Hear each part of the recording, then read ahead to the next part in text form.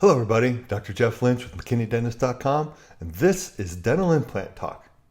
Today I'm going to answer the question, is the crown I get at first going to be the permanent one?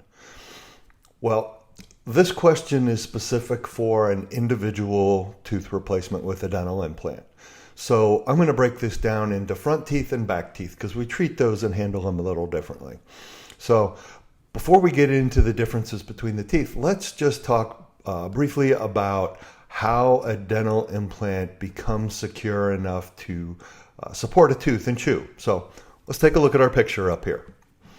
So the implant itself is a titanium screw and it replaces the root of the lost tooth. The screw goes in and is held in place to begin with by the threads, the mechanics of a screw staying in place. And just like it will hold it in place, early on, this screw can also unscrew or come out. So we're very careful and selective on when we will actually attach a tooth to it, because if we attach something to it early, chewing forces can cause the implant to unscrew. And if there's any movement in this implant, the bone cells will not grow to it.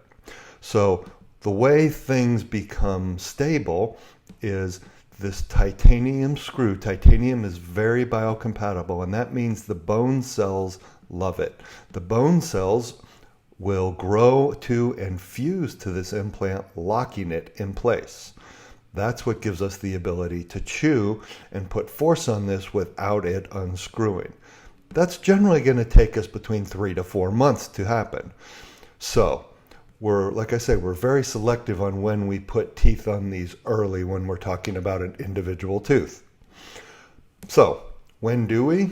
Well, in situations where we're going to replace a front tooth that has a good bone, that is not a severe infection, and in situations where our bite can be protected, what we'll do is we'll put the implant in place and design and make a temporary crown that will attach to the implant. It literally screws into this implant and allows us to do a couple things. It helps because it allows us to shape it in such a way that we create the perfect gum contour so that it has good gum tissue surrounding the new permanent tooth when it's ready. Now, early on, this temporary cannot be used to chew.